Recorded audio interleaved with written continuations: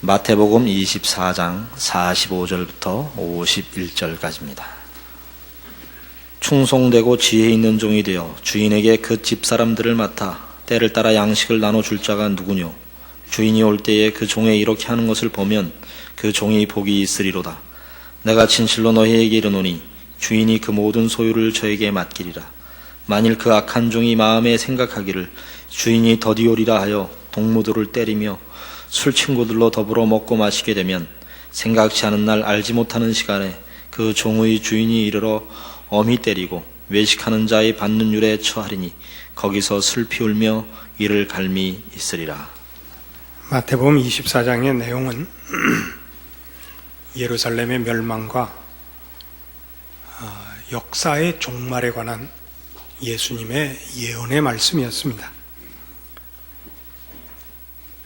예루살렘의 멸망은 한 세대가 다 지나기 전에 일어날 급박한 사건이었고, 이 역사의 종말은 언제가 될지 모르는 미래의 것입니다.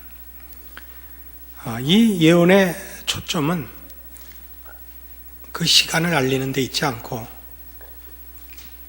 마침내 오고야 말 역사의 종말, 그리고 영원한 나라의 시작을 위하여 우리가 어떻게 준비하고 있어야 하는가 하는 것이 그 초점이었습니다. 44절에 있는 바와 같이 이러므로 너희도 예비하고 있으라. 생각지 않은 때 인자가 오리라. 이 준비하고 있어야 되는 것, 깨어 있어야 되는 것이 종말을 준비하는 성도들의 가장 중요한 자세고, 그리고 어떻게 준비하고 있어야 되느냐가 오늘 본문을 포함하여 25장까지 비유들로 설명되어 있는 것입니다. 우리는 이 종말이 시간을 기다리는 정도가 아니라는 걸 기억하고 있어야 됩니다. 왜냐하면 오늘 본문이 그 기다림이 충성되고 지혜 있는 종이 되어 기다려야 하고 악한 종으로 있으면 안 된다라고 설명하는 데서 분명한 답을 찾을 수 있기 때문입니다. 45절을 다시 보시면 충성되고 지혜 있는 종이 되어 주인에게 그 집 사람들을 맡아 때를 따라 양식을 나눠줄 자가 누구뇨? 이것이 종말을 기다리는 자세입니다. 시간을 보내어 종말의 때를 시간적으로 기다리는 것이 아니라 종말을 적극적으로 기다리는 것이죠. 거듭 강조해야 되는 문제입니다만, 종말은 시간이 끝나는 것이 아니고 주님께서 설명하신 대로 복음이 모든 민족에게 전파되는 것을 그 목적으로 삼고 있기 때문입니다. 그래서 종말을 기다린다는 것은 시간을 기다리는 것이 아니고 그때까지 이 종말을 결실시키는 복음의 전파, 하나님의 백성된 내용을 채우는 것이 책임으로 맡겨져 있고, 그런 차원에서 우리는 청지기로서의 직분을 감당해야 됩니다. 그래서 이 청지기의 역할이 뭐냐? 쉽게 생각하면 때를 따라 양식을 집사람들에게 나눠주는 것입니다. 그러나 그 뜻을 제대로 이해하려면 그 반대의 경우 악한 종의 형편을 봐야 됩니다.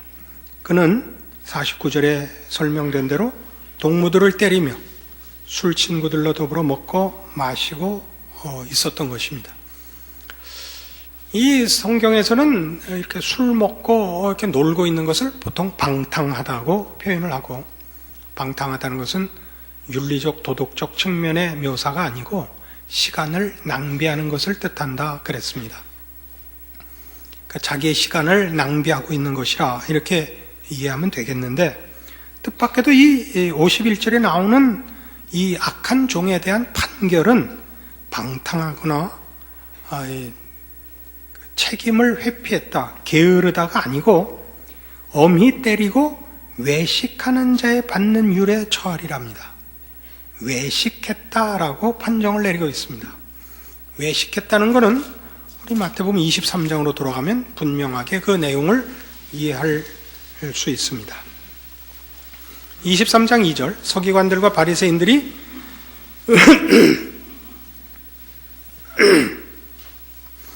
모세의 자리에 앉았으니 그러므로 무엇이든지 저희의 말하는 바는 행하고 지키되 저희의 하는 행위는 본받지 말라. 저희는 말만 하고 행치 아니하며 또 무거운 짐을 묻고 사람의 어깨에 지우되 자기는 이것을 한 손가락으로도 움직이려 하지 아니한다 이겁니다. 외식한다는 것은 겉으로 치장을 하는 거죠. 겉치장만 하고 그 치장에 상응하는 내용은 갖고 있지 않는 것을 말합니다. 근데 저들의 외식, 즉 저들이 한 겉치장과 져야 할 내용으로서의 책임은 무엇을 구체적으로 말하느냐? 13절에 화 있을진저 외식하는 서기관들과 바리새인들이여 너희는 천국문을 사람들 앞에서 닫고 너희도 들어가지 않고 들어가려 하는 자도 들어가지 못하게 하는도다 이겁니다. 저들은 천국문직입니다. 그것이 저들의 맡겨진 신분이요 그 자리입니다. 그러나 그 자리가 가지는 권세나 모양은 즐기고 그 자리를 지켜야 할 내용, 천국문을 여는 것.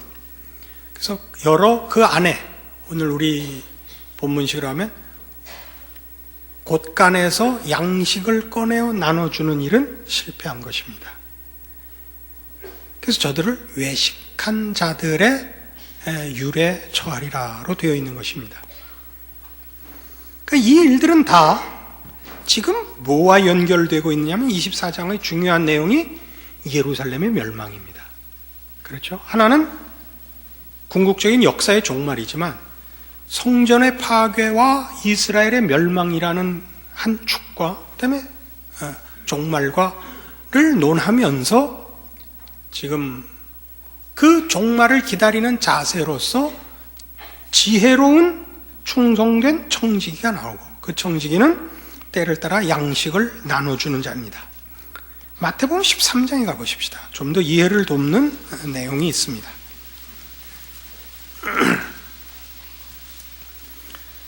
마태복음 13장은 모두 천국 비유입니다. 간단히 하기 위해서 마지막 비유를 봅시다. 47절. 또 천국은 마치 바다에 치고 각종 물고기를 모는 그물과 같으니 그물에 가득하며 물가로 끌어내고 앉아서 좋은 것은 그릇에 담고 못된 것은 내어버리느니라. 세상 끝에도 이러하리라. 천사들이 와서 의인 중에서 악인을 갈라내어 풀무불에 던져 넣으리니 거기서 울며 이를 갈미 있으리라. 이 모든 것을 깨달았느냐 하시니 대답하되 그러하오이다. 예수께서 가라사대 그러므로 천국의 제자된 서기관마다 마치 새 것과 옛 것을 그 곳간에서 내오는 집주인과 같으니라. 천국의 제자된 서기관이라는 표현은 모세의 제자된 서기관과 비교하는 것입니다. 구약 시대의 이스라엘의 종교 지도자들은 다 모세의 율법을 근거하여 그것을 기준하여 저들을 교육했고 다스렸습니다. 그리고 예전에는 인쇄술이 없었기 때문에 서기관들의 지위가 높은 지위였습니다. 그들은 필사본을 만드는 자들입니다. 모세의 율법을 직접 손으로 써서 사본을 만드는 자들이고 그래서 그들만이 말하자면 모세의 법을 볼 수가 있고 그들은 그만큼 교육을 받은 자들이고 국가적으로 지도자의 반열에 서 있던 자들입니다. 그들은 모세의 제자된 서기관이고 지금 예수님은 이 신약 시대를 열며 그의 제자들을 천국의 제자된 서기관이라 합니다. 새 것과 옛 것을 그 곳간에서 내오는 집주인입니다. 이 곳간은 물론 지금 천국 비유로 따지면 천국의 내용들을 담은 것을 말합니다. 그러면 오늘 우리가 본 본문에 있는 24장의 45절에 설명됐던 충성되고 지혜 있는 종이 되어 주인에게 그 집 사람들을 맡아 때를 따라 양식을 나눠줄 자가 누구뇨와 상당히 일맥상통하는 표현이라는 걸 아시게 됩니다. 그러면 지금 구약시대의 이 복음을 책임지고 있었던 이스라엘과 하나님을 만나며 하나님의 은혜를 입는 기관으로 제정된 이 성전이 그 책임을 다하고 있지 못하여 지금 하나님 앞에 멸망받는 자리에 처해 있다는 것을 쉽게 깨우칠 수 있습니다. 물론 성전의 파괴와 이스라엘의 멸망은 저들이 하나님을 불순종하며 저들의 신앙이 벌받을 마땅한 자리까지 왔기 때문에 심판을 받는 것입니다. 그러나 이런 부정적이고 소극적인 차원에서만 예루살렘의 멸망이 언급되고 있는 것이 아니라 지금 예수님께서 말씀하시는 바와 같은 저 외식하는 자들이 되어 자기네들의 위치와 책임을 지켜내지 못하고 천국 열쇠를 맡았을 때 자기도 들어가지 않고 남도 들어가지 못하게 한 자들을 쓸어버림은 저들의 책임을 묻는 것이면서 동시에 저들로 인하여 막혔던 문을 여시겠다는 뜻이 내포된 경고인 것입니다.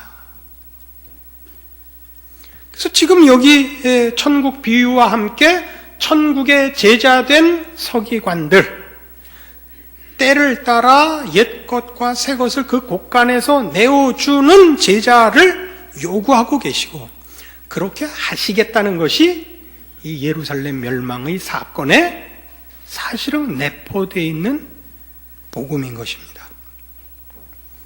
너무 그렇게 나가시는 거 아니냐 이렇게 의문이 드신다면 21장에 찾아가 보시면 주님께서 이 문제를 이미 심중에 두고 이 땅에 오셨음을 알 수 있는 내용이 있습니다.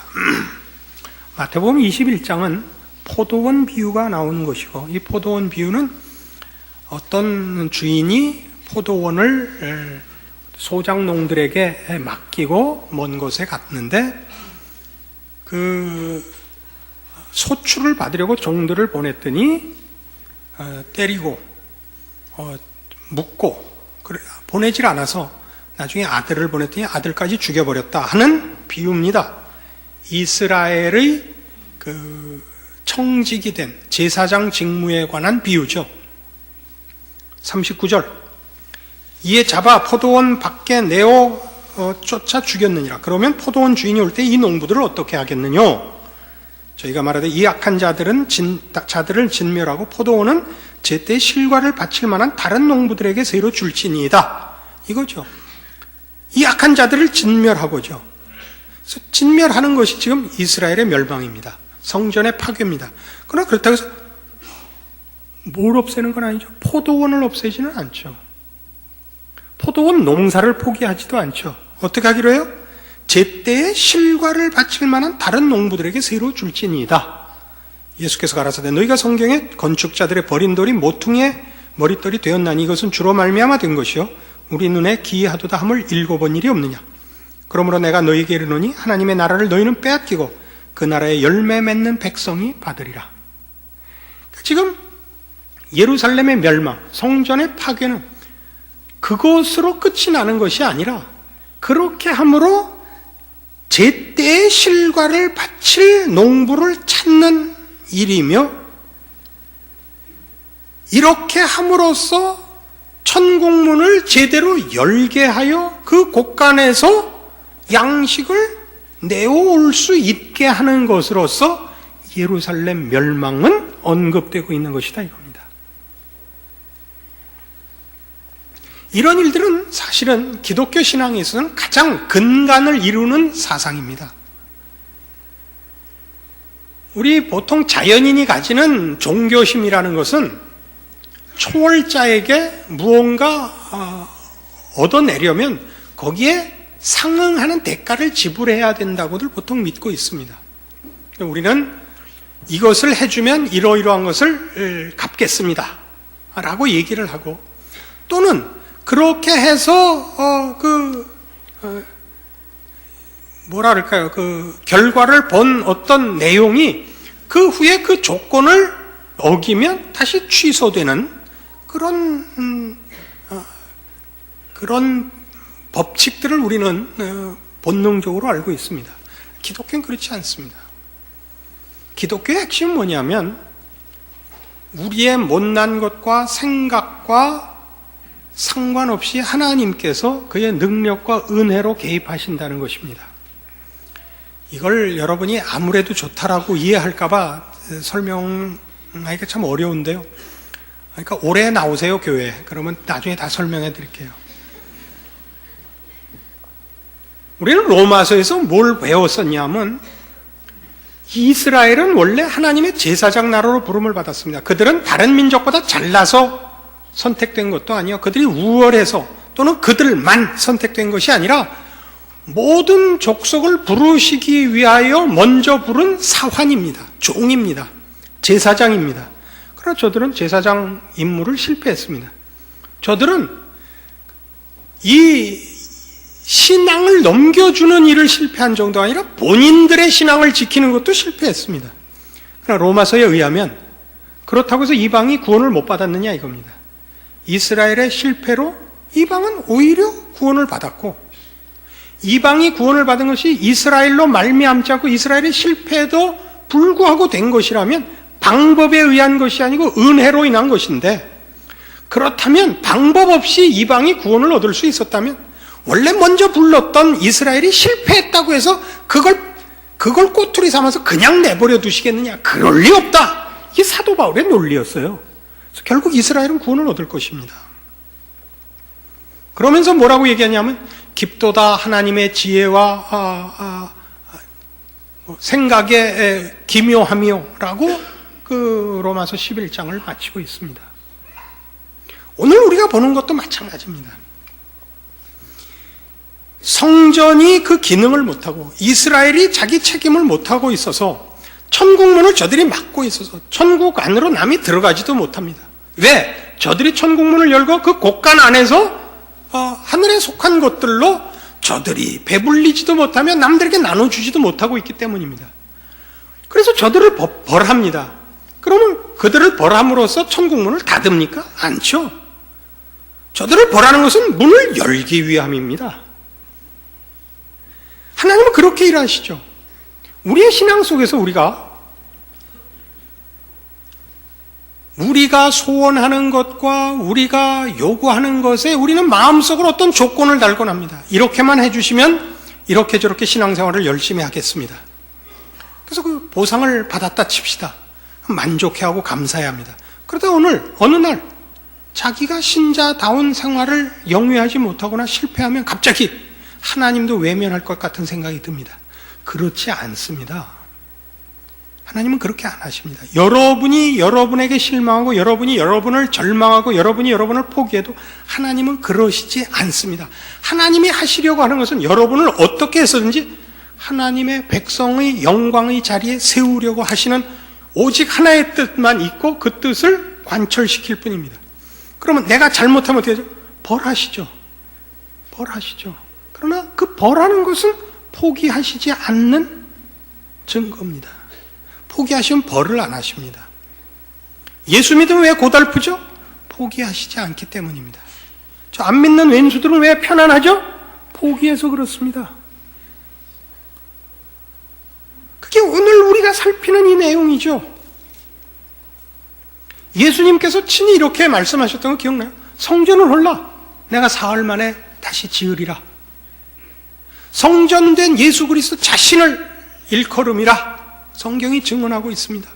이제 성전과 제사제도나 이스라엘 백성으로 인하여 방해받던 천국 곳간에 있는 모든 양식들이 보급되는 일이 차단된 것을 이제 제대로 하기 위해 어떻게 했다고? 성전을 부시고 이스라엘을 멸망시키고 거기 교회를 세우시는 겁니다. 이제 교회는 구약의 성전이나 이스라엘 백성이 맡았던 일을 대신 맡는 기관이 됐습니다. 그리하여 천국 곳간의 모든 양식들이 집안 식구들에게 골고루 제때에 공급될 것입니다. 이 일은 실패하지 않을 것입니다. 왜요? 교회는 예수 그리스도를 그 머리로 하고 있는 탓입니다. 예수님께서 친히 이제 천국 문을 맡으신 것입니다. 이것은 마태복음 16장 16절 이하의 사건에서도 교회의 설립에 관한 설명에서도 그렇습니다. 시몬 베드로가 대답하여 가로되 주는 그리스도시요 살아계신 하나님의 아들이시니이다. 예수께서 대답하여 가라사대 바요나 시몬아 네가 복이 있도다. 이를 네게 알게 하니는 혈육이 아니요 하늘에 계신 내 아버지시니라. 또 내가 네게 이르노니 너는 베드로라. 내가 이 반석 위에 내 교회를 세우리니 음부의 권세가 이기지 못하리라. 내가 천국 열쇠를 네게 주리니 네가 땅에서 무엇이든지 매면 하늘에서도 매일 것이요 네가 땅에서 무엇이든지 풀면 하늘에서도 풀리리라. 천국 열쇠는 교회에 왔습니다. 교회란 여기서 예수 그리스도를 주라 시인하는 자들을 말합니다. 우리 모두가 하나님의 교회입니다. 우리가 천국 열쇠를 맡고 있습니다. 이 열쇠를 맡은 이들이 기억해야 할 것은 충성되고 지혜로운 종 노릇을 해야 된다는 사실입니다. 그것은 뭐였죠? 천국 곳간을 열어 양식을 퍼내는 것입니다. 하나님께 속한 자, 하나님의 나라에 속한 자들의 다름, 그 신령함과 그 영적인 부요함, 세상과 다른 것들로 저들 앞에 서야 됩니다. 이게 우리의 책임입니다. 그래서 오늘날 우리 한국교회의 신앙의 그 내용을 보자면 가장 지금 취약한 부분이 이 교회론입니다. 십자가는 너무 강조되어 있습니다. 물론 십자가는 아무리 강조해도 강조할 수 없는, 또 너무 할 수 없는, 아무리라도 강조해야 되는 내용입니다. 그러나 균형을 말합니다. 성경은 십자가와 교회가 대등한 강조를 받도록 요구하고 있습니다. 에베소서 1장으로 갑시다. 에베소서 1장 15절입니다. 신약성경 311페이지입니다. 이 부분은 사도 바울이 에베소 교회 교인들에게 보내는 편지 중에 저들의 예수 믿고 함께 신자된 것을 기뻐하면서 이제 기록하는 부분인데, 너희가 신자가 되었느냐? 잘하였다.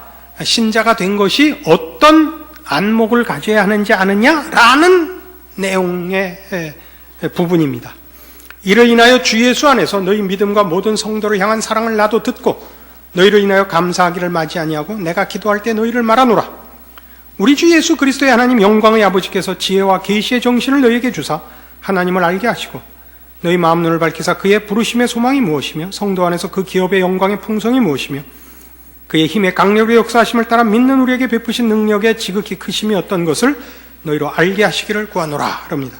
자, 너희가 예수를 믿어 하나님의 자녀가 됐다는 소식을 들었다. 잘하였다. 잘하였다. 너희가 하나님의 자녀가 되었다. 그럼 이제부터 뭘 알아야 되는지 아느냐? 하나님이 너희를 왜 불렀는지, 어디로 데려가려고 하는지를 알아야 된다 이겁니다. 여러분의 신앙도 잘 보세요. 여러분의 신앙 대부분 십자가는 다 있죠. 십자가로 죄와 사망에서 구원함을 얻었고 영벌을 면하여 하나님의 자녀 되었고 이제 영생복락을 얻을 것입니다. 그 다음은 어디로 갑니까? 장소적인 문제 말고 내용에 있어서 말이에요. 어떤 내용? 죄와 사망을 버리고 어디로 부름을 받습니까? 우리 한국교회에서는 이 부분에 대한 답이 정확치 않아서 일하는 걸로 가버렸습니다. 일하는 거. 이게 전도와 봉사가 됐습니다. 일하는 걸로. 그거는 일에 있어서는 그렇지만 내용으로서는 사실은 뭘 갖고 있질 못합니다. 값없이 구원함을 얻었으니 무엇으로 갚을꼬? 이게 돼버렸어요. 벌써 갚아요? 여러분은 갚을 틈이 없습니다. 자라나야 하는 것입니다. 어디로 부름을 받았냐? 그 얘기예요. 어디로 부름을 받았느냐를 18절 너희 마음 눈을 밝히사 그의 부르심의 소망이 무엇이며 성도 안에서 그 기업의 영광의 풍성이 무엇인지 알기를 원한대. 기업의 영광, 소망의 부르심의 소망, 어디로, 목적지가 어딘지 알기를 원한다. 그리고 그것을 위하여 하나님이 어떤 힘을 동원했는지 알기를 원한다. 어떤 의지와 능력으로 이 일을 행하는지 봐라. 그게 19절 그의 힘의 강력으로 역사하심을 따라 믿는 우리에게 베푸신 능력의 지극히 크심이 어떤 것을 너희로 알게 하시기를 구하노라. 그 능력이 그리스도 안에서 역사하사 죽은 자들 가운데서 다시 살리시고 하늘에서 자기 오른편에 앉히사 모든 정사와 권세와 능력과 주관하는 자가 이 세상뿐 아니라 오는 세상에 일컫는 모든 이름 위에 뛰어나게 하시고 또 만물을 그 발 아래 복종하게 하시고 그를 만물 위에 교회의 머리로 주셨느니라. 자, 그렇게 하기 위해 예수를 십자가에 매다시고 그리고 그를 지극히 높여 최고의 자리에 앉히시고 그리고 교회의 머리로 주셨다는 거예요. 교회의 머리로 주셨다. 그러니까 신앙의 두 기둥은 십자가와 교회입니다. 여기서 말하는 교회는 이 조직체를 말하지 않습니다. 성경에서 교회라는 건 1차적으로 구약에서 이스라엘이라 부르는 것과 같은 의미입니다. 그것은 하나님의 백성을 부르는 명칭입니다. 근데 왜 교회라고 하느냐? 구약은 하나님의 백성을 민족 단위로 불렀죠. 그래서 이스라엘이라는 민족으로 태어나는 것이 하나님의 백성 되는 조건이었습니다.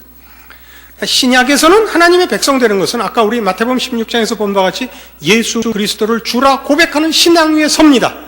그러면 신자라 그러면 될 텐데 교회라고 하느냐? 하나님을 아버지라 부르며 예수 그리스도를 주라 신하여 하나님의 백성이 된 자는 예외 없이 예수 그리스도를 머리로 하는 그의 몸으로 연합시키기 때문입니다. 그래서 교회라고 부르는 것입니다.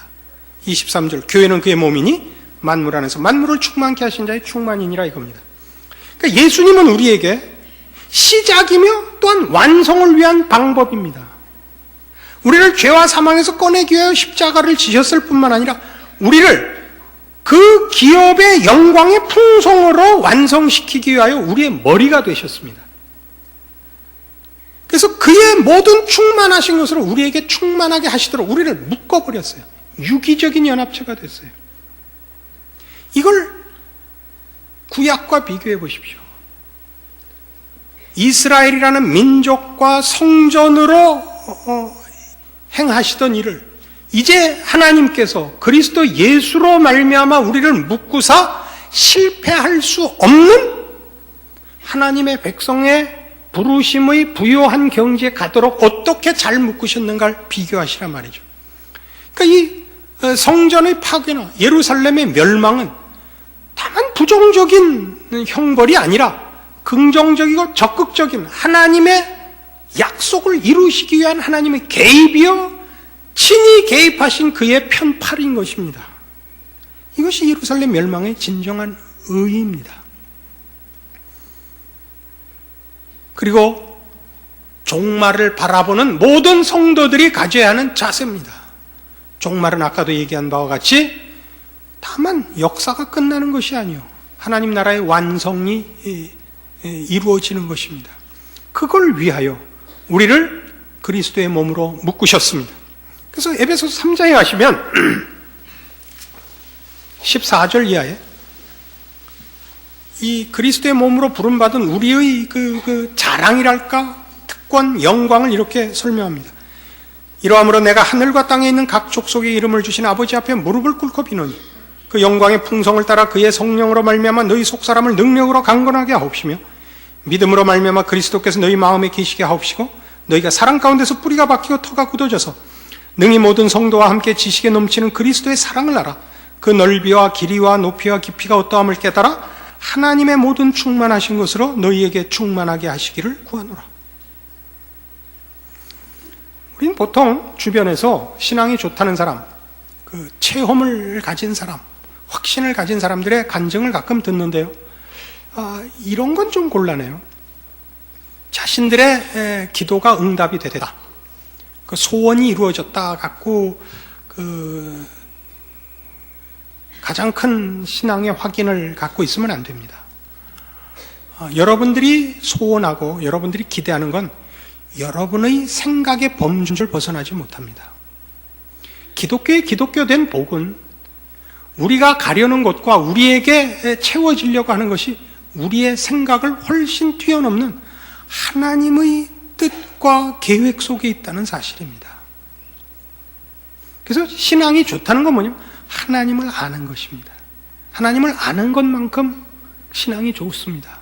우리는 자꾸 우리의 소원이 얼마나 이루어졌느냐로 자꾸 점검을 합니다. 여러분의 소원 이래봤자 뭐 빤한 거 안 해요. 그거 안 해요. 그거 말도 하기 싫은 거. 응? 병 낳고 출세하고 돈벼락 맞는 거. 그건 말이에요. 란 말이에요. 그 넓이와 길이와 높이와 깊이가 어떠함을 깨달아 하나님의 모든 충만하신 것으로 너희에게 충만하게 하시기를 구하노라. 그걸 위하여 우리를 그리스도와 묶었다 이거예요. 그래서 그 다음 표현 보실래요? 우리 가운데서 역사하시는 능력대로 우리의 온갖 구하는 것이나 생각하는 것에 더 넘치도록 능히 하실 이에게 교회 안에서와 이런 표현은 교회 안에서와 그리스도 예수 안에서 영광이 대대로 영원 무궁하기를 원하노라. 아멘. 이 나온단 말이에요. 왜 교회 안에서 그래요? 그리스도가 묶여 있으니까. 그리스도 예수 안에 있는 모든 충만한 것이 우리의 것이 되도록 묶어 놓으신 거예요. 이게 기독교 신앙의 정수예요. 우리의 자랑이에요. 그리고 충만한 것이 우리의 목표예요. 그렇게 될 수밖에 없어요. 성전을 파괴하신 것이 다만 형벌이 아닌 것처럼, 심판이 아닌 것처럼, 천국문을 막고 선 문지기가 자기 역할을 마쳐 문지기를 바꿔치는 안에서 문은 열자고 바꿔친 거라니까요. 그럼 역사의 종말, 세상의 종말이는 어디로 가느냐? 그 문을 열어 그 안에 것을 다 주는 것이 종말이지, 이제 더 이상은 문 닫는다가 종말의 적극적인 의미는 아니란 말이에요. 그걸 위해 우리가 부름을 받고 있어요. 그러니까 우리가 바라는 종말이나 신자된 현실이란 건 뭐냐? 이 종말을 향하여 우리가 청지기로 부름을 받고 있죠. 천국의 제자된 서기관으로 천국 곳간의 열쇠를 갖고 있는 거죠, 우리가. 이건 신나는 일이죠. 이 일들을 못해요. 그래서 예수 그리스도를 머리로 한 그의 몸으로 부름받은 교회의 비밀, 그 교회의 충만, 교회의 그 특권을 아신다면 여러분은 신앙생활을 교회와 연결을 하셔야 돼요.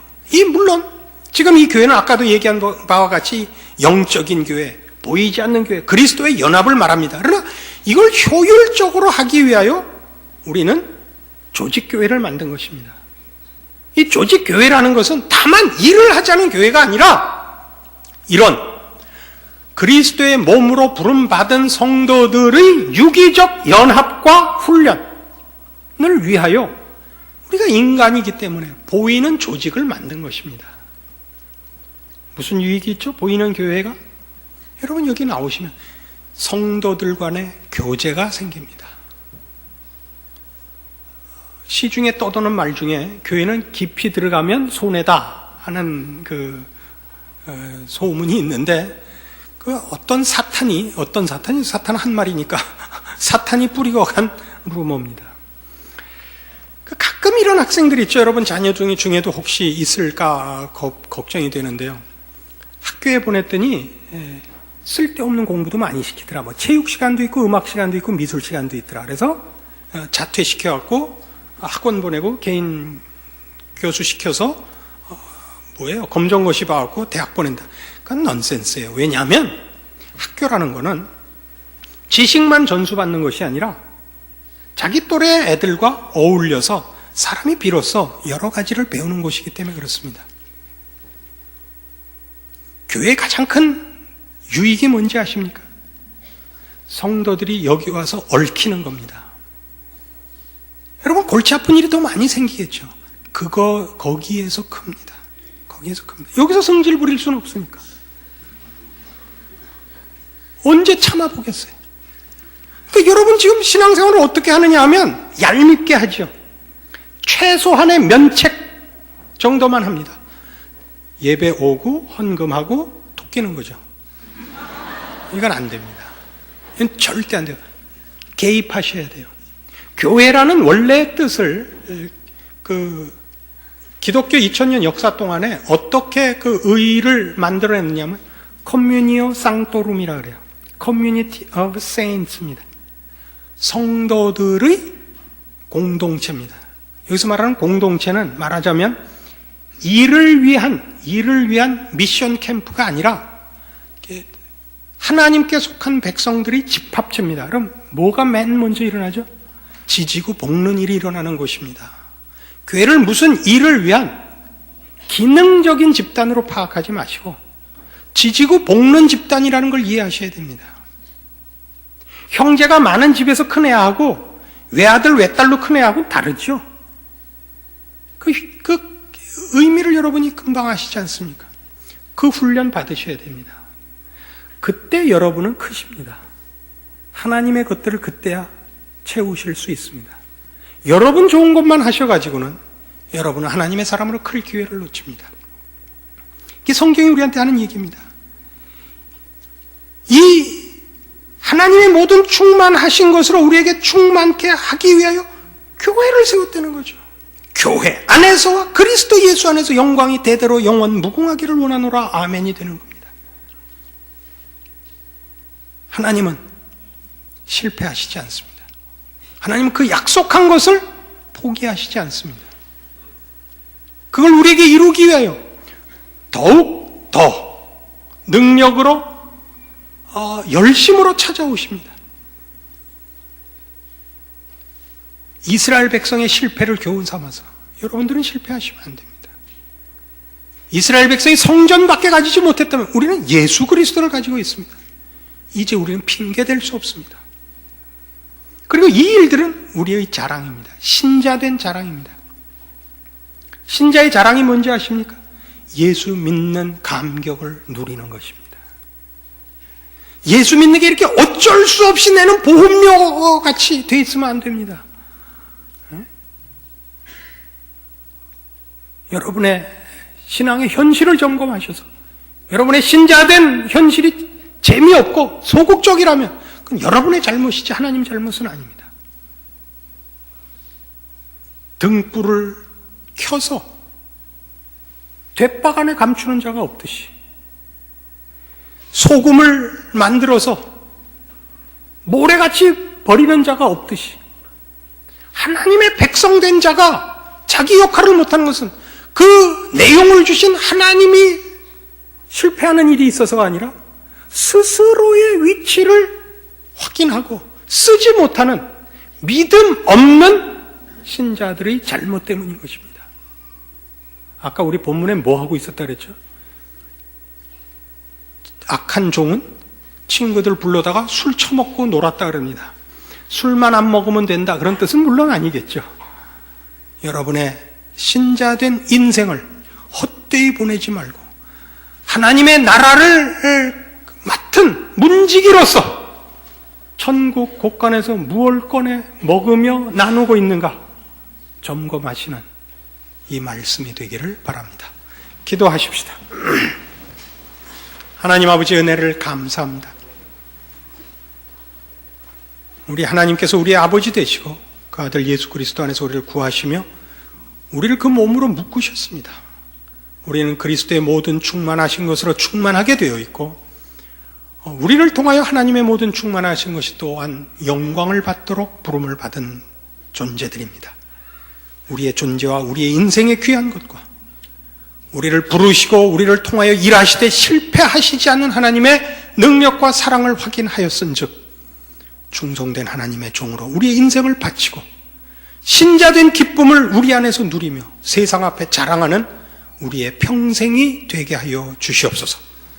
지금은 우리 주 예수 그리스도의 은혜와 하나님 아버지의 극진하신 사랑과 성령님의 교통하심이 하나님의 자녀된 신자의 특권과 책임과 종말을 준비하는 하나님의 청지기로서의 우리의 삶을 주 안에서 확인하고 충성을 약속하고 돌아가는 심령들 위해 영원토록 함께 있을지어다. 아멘.